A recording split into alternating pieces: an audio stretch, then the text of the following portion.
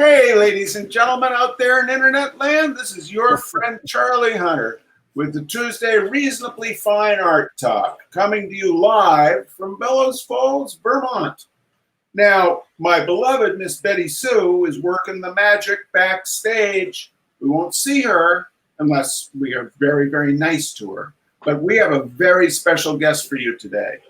Today, our special guest is Will Baczek of William Baczek Fine Arts. Hi, Will. Hey, Charlie. It's nice to see you. Thank you. Now, ladies and gentlemen, Will is down in Northampton, Massachusetts, and he and I have known each other since the early 90s. He was a clay and then printmaking student at SUNY Alfred, returned to the greater Pioneer Valley, which is what they call the area around Northampton, went to work at a frame shop, which got subsumed into a larger art supply store, and then it blossomed into a full-fledged gallery. And that's when I first met Will back in the early 1990s, when I was doing very, very realistic pastels and a few oil paintings. Oh, yeah. Will went on to form his own gallery called William Baczek Fine Art, which has had a very successful run for the last 25 years. He was doing a lot of the art fairs, really working with a stable of international artists. He and I rekindled a friendship over social media, sharing certain beliefs about how the world ought to be as opposed to how the world is. And so Will invited me to be part of his February 2020 show. I put up a number of pieces. Actually, Betty Sue, could we see those pieces? And I'll just finish the intro as I do that, as we talk about those. He had a number of pieces. This was one called Everything in Ruin Now, Soon to Be Renewed, which is a 16 by 32. The title comes from a Mark Irelli song. It's based on a barn, actually. It's based on two barns, one in Vermont and one in Wisconsin, that I've kind of revisited a number of times. It's kind of an archetypal structure. And then the second painting that sold at the opening was called Scrapyard Lullaby, which is also a 16 by 32. This is the painting as it appeared at the gallery, but it had actually had its genesis as an entirely plein air piece that I did at Mountain Maryland Plein Air in Cumberland, Maryland. It's of a fire brick factory in Mount Savage, Maryland. So this was painted from life, and then I put those glazes on and kind of turned it into a, well, it looks kind of like an old hand-tinted photograph. And when I put the colors on, I was kind of frustrated with it, and I put that turquoise on the door, and was like, what in the world am I going to do with that? And then kind of built the color world around that. So anyway, those two paintings were at the opening. And now if we can go back to just Will and me on the screen, that'd be great. Those two paintings were at the opening and sold, and so we were like, yeah, we're gonna go forth and prosper. And then things changed. So Will, what's it been like trying to run a gallery in the last few months? Well, from March 19th, we hung a two-person show on March 16th. New platinum prints by Susan McCullough, and we represent the estate of Mallory Lake, and we hung two concurrent solo shows, and the day the show opened, we were mandated by the state of Massachusetts to close the doors, and we had to stay closed until June 9th.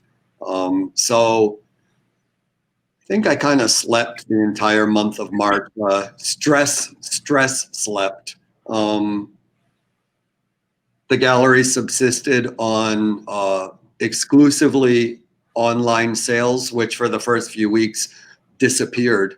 And in that time have started to pick up quite a bit. It's probably worth noting that When I opened the gallery in 1996, 100% of my sales were from artworks that walked in the door with the artist and walked out of the door with the client. And now between 70 and 80% of the gallery sales are internet and online sales. So with this pandemic, again, online sales are accounting for about that much of the gallery's business again. And I think people are just starting to get used to the new abnormal Right. and how to adjust their lives and their buying habits to what's going on.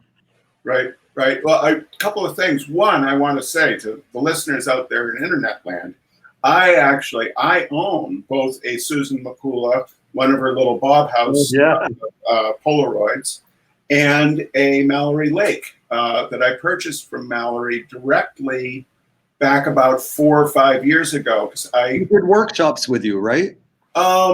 Yeah, she did. She was a wonderful human being. I have some encaustics that we acquired from her estate that she did when she was doing your workshops, and they look like if Charlie Hunter and Mallory Lake had a baby and that baby started making art. I'll show them to you the next time you're in the gallery. I'm sure you'll find them interesting and heartwarming to see your influence on her. That'd be awesome. If you've got photos of it, I do. Send them over to me, and I'll put them up on my on my Facebook around. Yeah. Okay. This talk. That's great. She was ladies and gentlemen, she was a realistic but dreamlike. Would be how I would describe it. How would you describe her work? Well, her primary influence were the photo secessionists. So people, even though to me they just look like beautiful, well-executed pastels, they're most frequently mistaken for vintage photographs, which I never saw them like that until enough people started making that observation. So, and a few of the pastels that came with the estate have source photographs from old photo secessionists, which in a nutshell, the photo secessionists came about because they wanted to use a camera to create photographs that most resembled paintings. And that probably describes Mallory Lake's work pretty well. Right. And so what era, what was the heyday of the photo secessionists? Shortly after photography was invented, right. late 1900s. Mallory started using some of them as an influence, and there's a German photographer whose name I can't remember at the moment, who did botanical studies, and some of her botanical pastels are influenced directly by him. But let's talk about you. Oh, why not? Why not? Well, no, I think it's fascinating. I mean, because Mallory and I, we shared a love of kind of American Railroad iconography. Right. But it was really interesting talking with her about how she came about to images that nominally would be quite similar to mine, but her process of getting to that place was entirely different from mine. I thought she was a wonderful, wonderful artist. The first steam train images that she made came about from watching Casablanca on YouTube. Really? And she started using vintage steam train imagery that she found on YouTube, had a moment of panic when she realized that these images might involve copyright infringement, and then learned that a lot of copyright have expired. For example, you can make a painting of King Kong. King Kong now is public imagery, and the copyrights for King Kong have expired. So she started using YouTube videos of movies that were shot pre 19 whatever, Right. that the copyright was not being infringed upon for the steam train images. Right. Well, the one I own is of a caboose going past a railroad, one of those flashing railroad signals. And I remember when we included it in the show that I curated at the Brattleboro Museum. Oh, yeah. She was like, I'm a little nervous. I don't really know the copyright provenance of this one. Right. So we'll be quiet. But anyway. Those images led her to go out and do her own photography at train yards. And so a lot of the train images went from very nostalgic steam train, which that atmospheric billowing gray steam was perfect for the medium of pastel. But she started shooting her own images. We have one from Hudson, New York at sunset that has all of the characteristics of a beautiful Mallory Lake from Tuscany, Italy, except it's a train yard in Hudson, New York. Hudson, New York. Awesome. Well, yeah, let's chat a little. Well, actually, I wanted to talk a little about what you said when we started talking again last fall. I remember coming down to your office, and you said about how sales had migrated from foot traffic to the internet. And I would think that what's going on now would only have exacerbated that trend. I mean, do you think the days of the storefront brick and mortar gallery are numbered, or do you think that is still going to be a component of a vibrant downtown and an arts place? I don't know. I don't think anybody knows what's going to happen with the world of retail in general. Clearly, retail is shifting to online.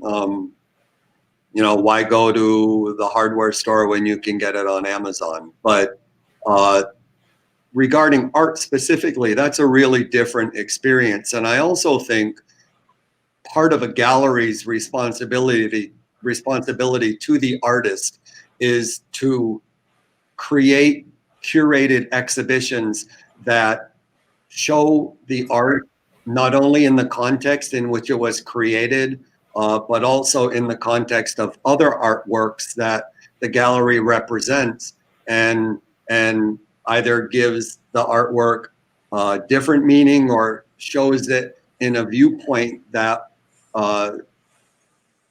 shows it a little bit differently.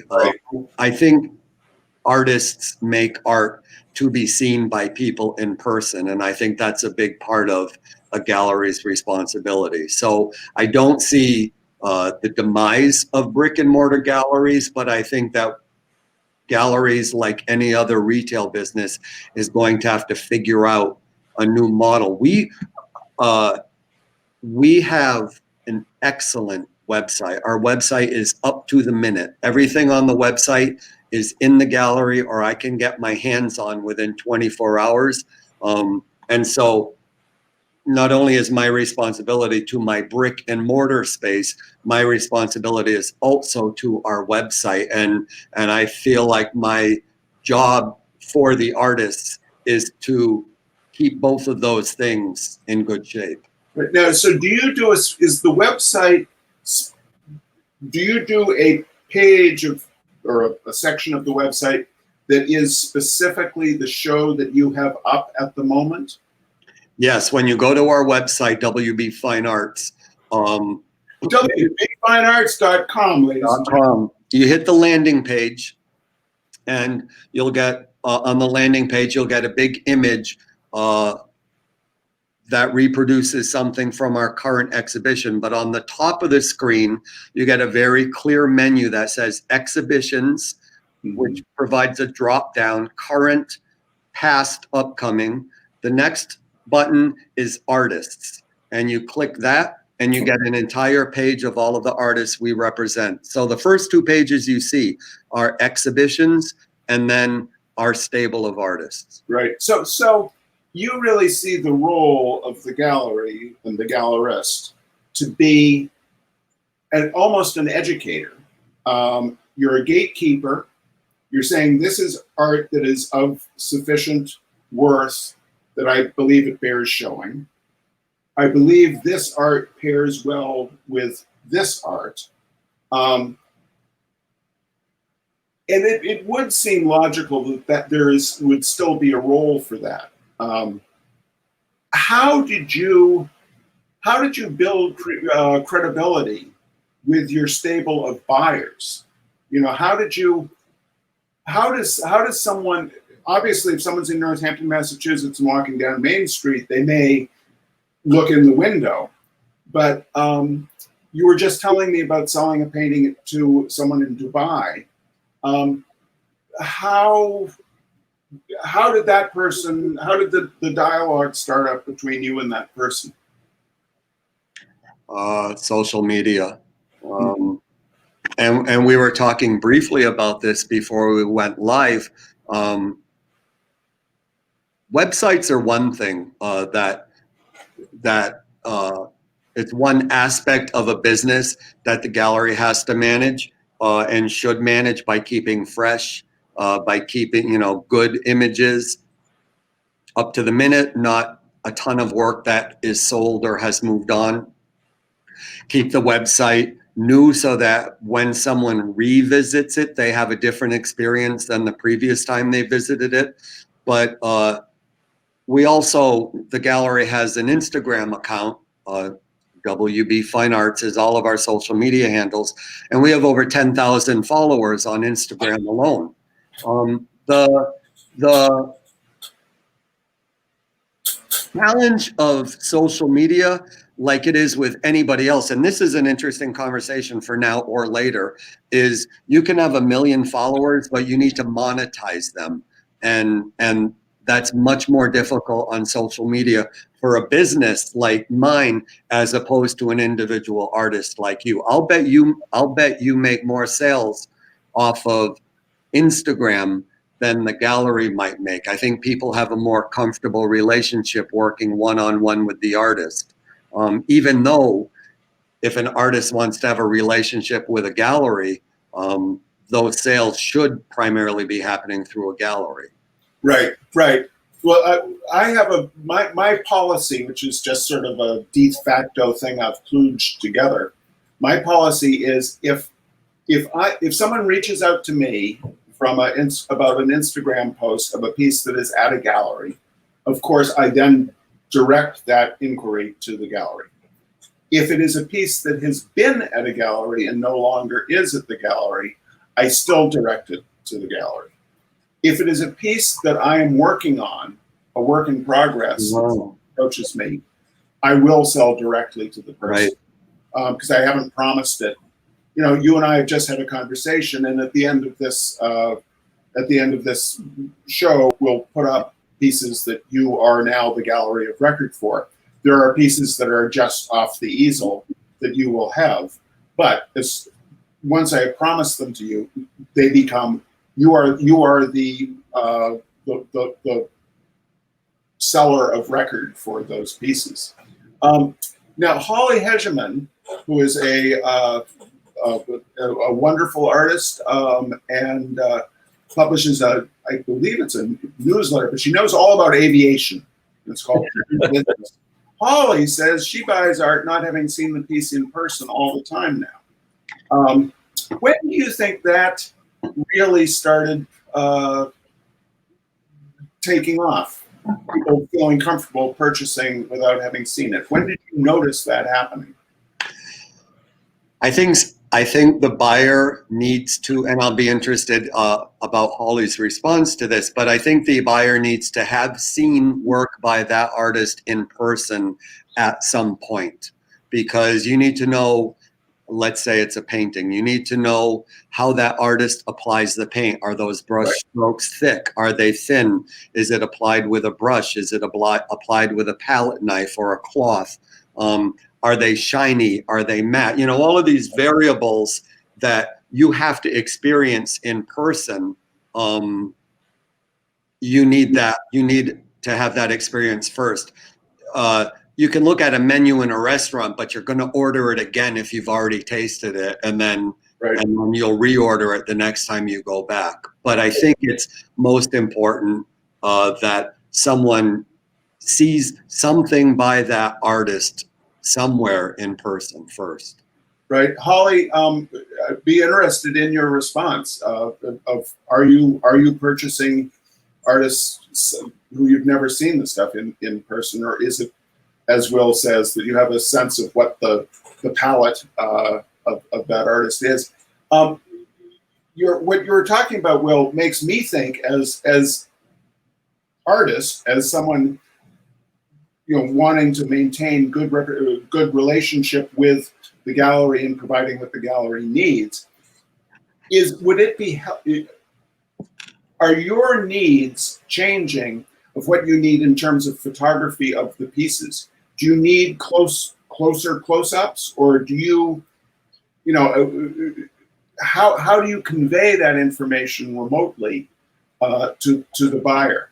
Should we as artists be taking macro close-ups of particularly juicy passages, or will you choose those from a high-resolution photograph that you get sent?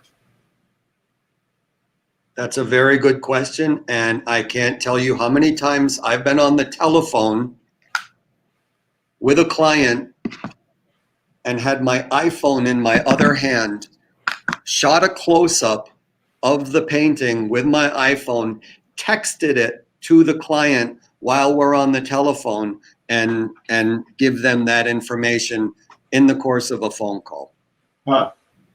So there is that is of interest. That oh, totally. The first question is it framed? That's step one. And if so, what kind of frame is on it? So I'll take an iPhone photo, a frontal photo so they can see the entire piece in its frame, and then I'll take a photo at an angle from the side so they can see the profile of the frame and tell what kind of shape the frame is. And then I had a client commission a large oil painting, and they were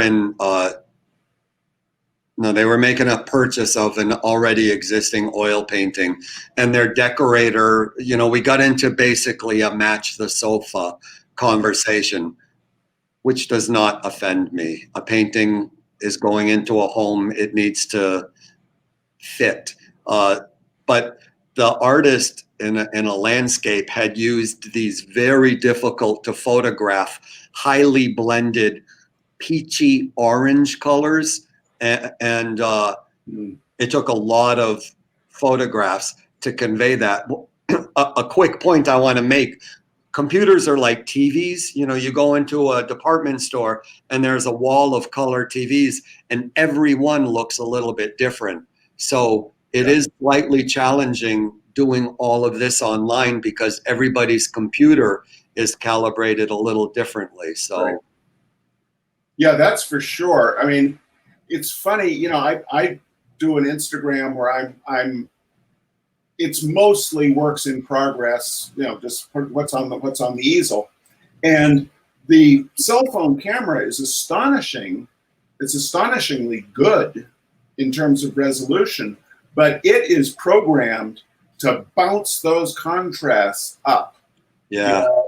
And so it'll sometimes look better than my actual painting, but it doesn't necessarily look honest, And I've got to dial it down a little on my desktop computer before I post it.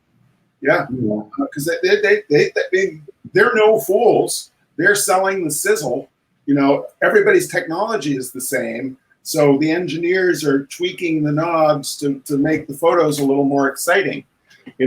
Let's see. So Holly says, yes, I have purchased a number of pieces from artists. I wasn't familiar with them previously, but the galleries I dealt with were also very helpful and did a great job of giving me a closer look if I asked. The key is that interaction with the gallery.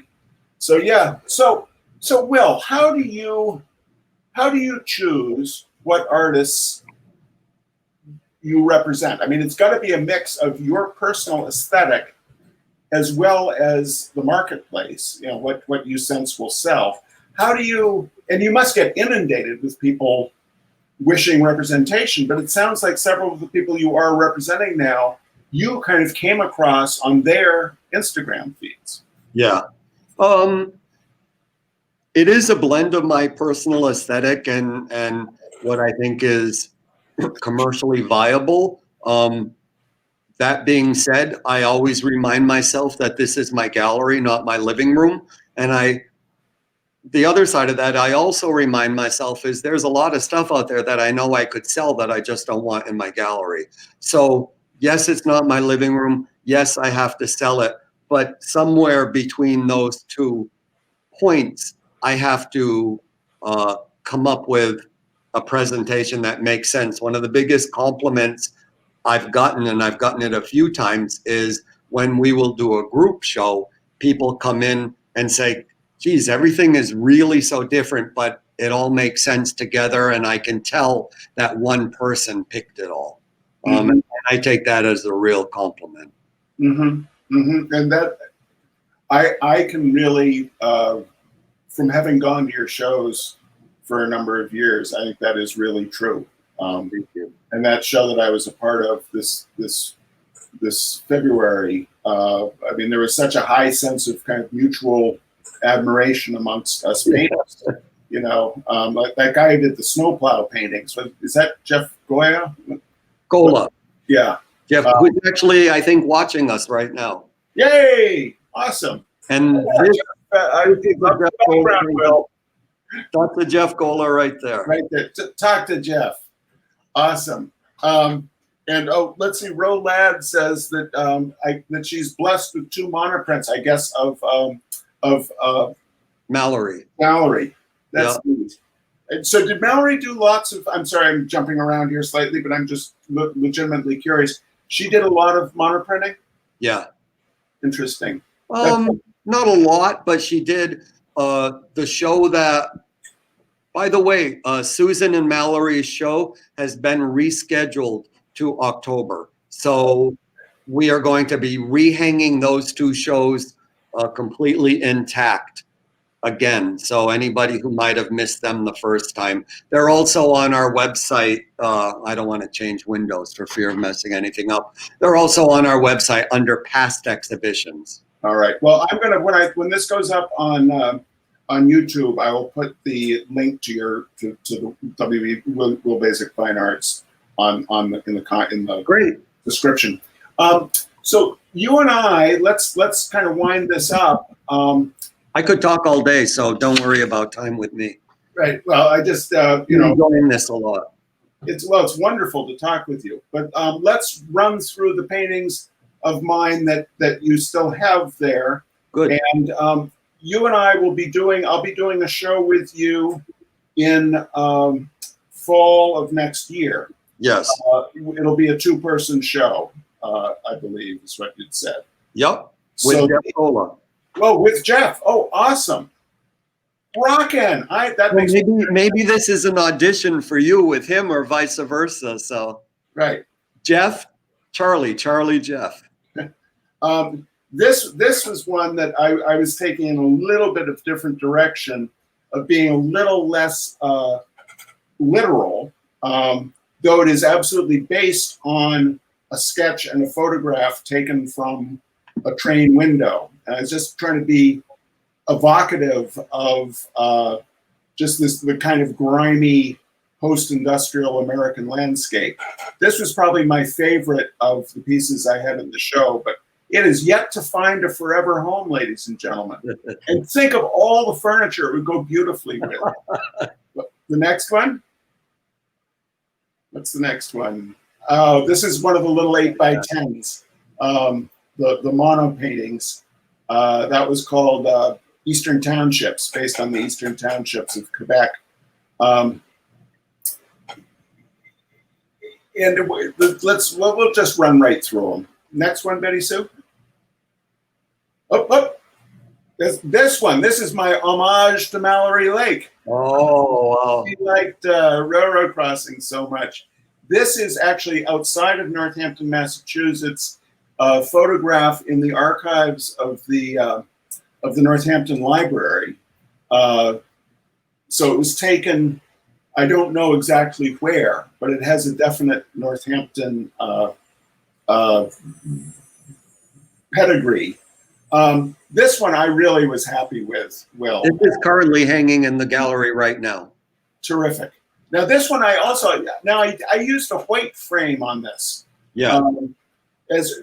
What's your feeling about dark frames, which is my norm, versus light frames? That depends on the piece. Is that pretty much it? Yes. My feeling also about frames is I am not a big fan of the very lavish frames, because I figure anybody who wants a lavish frame, that's a really personal sort of taste thing. And a lavish frame drives the cost through the roof. You can spend $600 on the frame easily. Right. So my feeling about frames is it protects the painting, get in, get out, and someone can swap it out if they don't like it. Exactly. I tell people all the time it's the only part of the artwork you can change. You can't move that traffic signal to the left or to the right, but unless the painting, like Mark Ryden is a contemporary artist whose frames are an integral part. He has his frames hand carved in Thailand, and they're just these elaborate contraptions that the artist has designed. That's very rare. Mark Ryden's he's the guy who does the sort of grotesque fairy story sort of things. He did probably one of his most well-known paintings is the little girl in the meat dress called Incarnation, which means in the flesh. Jesus incarnate, well, Jesus in the flesh. And it was that painting that Lady Gaga's stylist used as an inspiration for her iconic, raw meat dress for the MTV Award. Right. It's funny. Mark Ryden is very good friends with a musician friend of mine, a fellow named Stan Ridgway, who was the lead vocalist for Wall of Voodoo. But Stan did a record called Silly Songs for Children and Adults. And the cover image was a Mark Ryden painting of that right? Wow. A grotesque rabbit with children dancing around it. It was the most disturbing children's album cover ever that I've seen. What year was this? Oh, it was about 10 years ago, probably. Because he also did a Michael Jackson album cover before he became this huge presence in the world of very blue chip galleries. He did some album covers. Yeah, I think this was after he was established as an artist. I think he and Stan are friends. Okay. Because Stan certainly wouldn't have had the budget to. Right. Like Michael Jackson did. Yeah, exactly. The album cover of Michael Jackson in the little choo-choo train with his chimp Bubbles. That's the Mark Ryden. He did that. Huh. All right. Let's see. Let's have the next painting. This is what will be coming down Will's way. Those of you who've been watching the Reasonably Fine Art Talk will recognize this one as one that we've talked about several times. This is like a 30 by 30. Next one, please.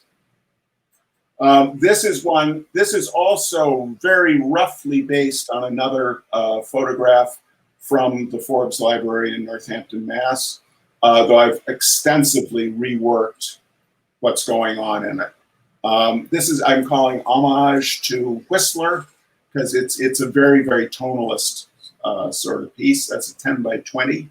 And the next one, please.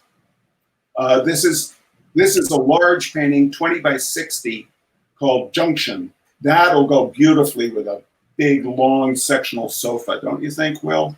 Yeah, that's a big easel. It's a big easel. It's sofa size. Yeah, I'm sorry? It's sofa size. Yes, it is. It is sofa size. Now, a couple of questions have come up. Before we end, let's Nancy Atherton West is wondering, that was Carol Sunnaday is wondering how artists approach art galleries.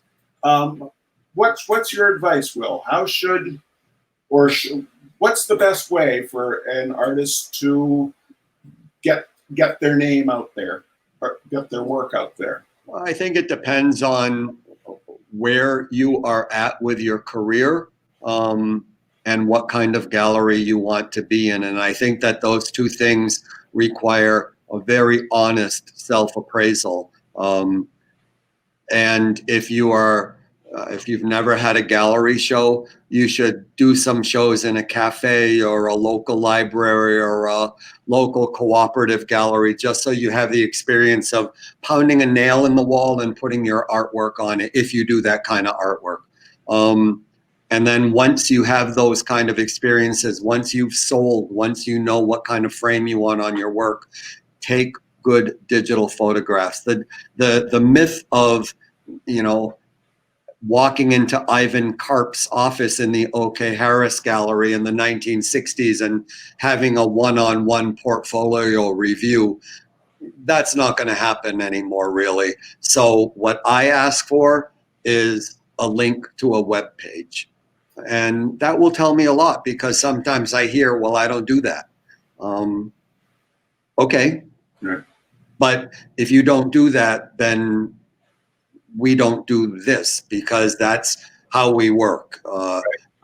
Nowadays, you need a very good digital photographs, and you need to probably send a gallery. When I started, I was holding up sleeves of slides to the light. Now I look at JPEGs on the computer. Right. Well,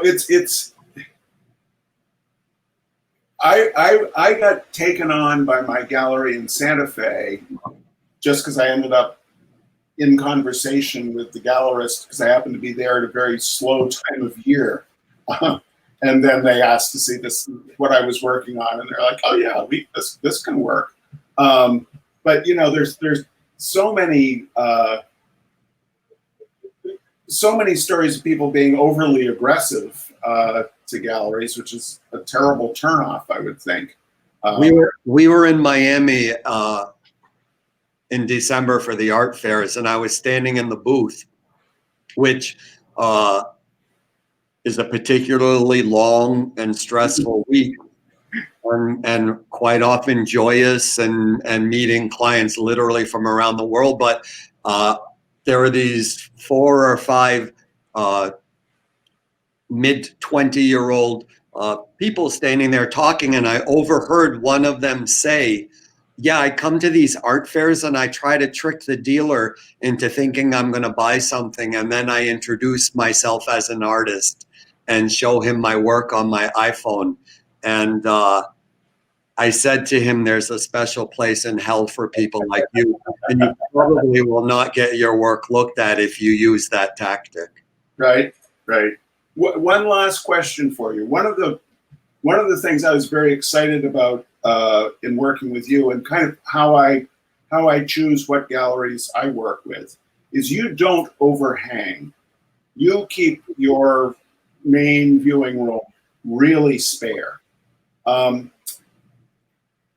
Thank you. How has that been your? My recollection is that has been your aesthetic for as long as I've known you.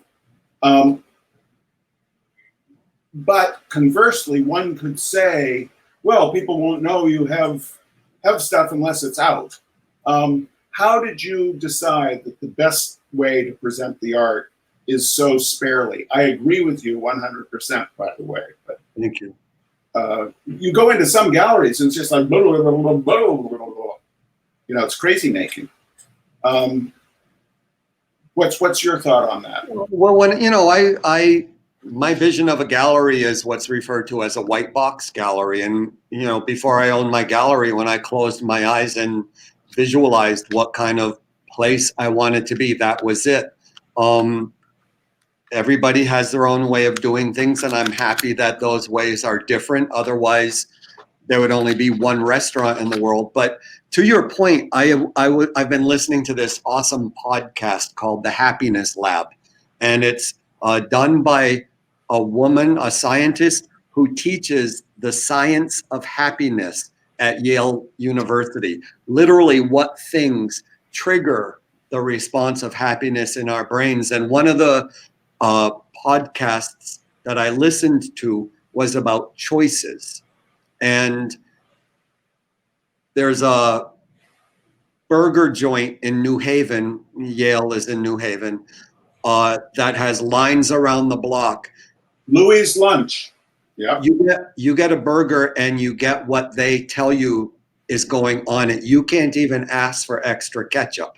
And they have lines around the block. The brain is happier when it has fewer choices. You would think, conversely, Starbucks, I think, has a combination of 80 something options on their menu, and they have one of the highest incidences of customer complaints because the brain is less happy when it's faced or when it's overburdened with too many choices. Right. So even though when I first opened 25 years ago, for the holidays, I used to triple hang artwork. I remember one time we literally had more than 100 paintings on the wall, and we had a terrible season. And I've learned to keep it simple, that people get overwhelmed. And how do people, like you asked in your original question, how do people know that there's more? Well, that's what I'm here for. I talk to them. I just start chit-chatting and making conversation and find out if they like anything they're looking at. And then I let them know that we have much more in the gallery, in our inventory, that I'd be happy to give them examples of. Wonderful. Well, thank you so much, Will, for taking the time to chat. This has really been fun. I hope it's been informative for folks. There's one final question. My good friend, Oscar J. Lopez, asks if we have something that would go with a mauve pleather recliner. And I think the answer is absolutely, Oscar. Next time you guys are up, stop over, mosey on down to Will's gallery, and we'll have that. Will and I have worked out the perfect thing for the mauve pleather recliner. All right. Thank you all so much. Thank you, Will. Thank you, Charlie. Thanks again. Bye-bye.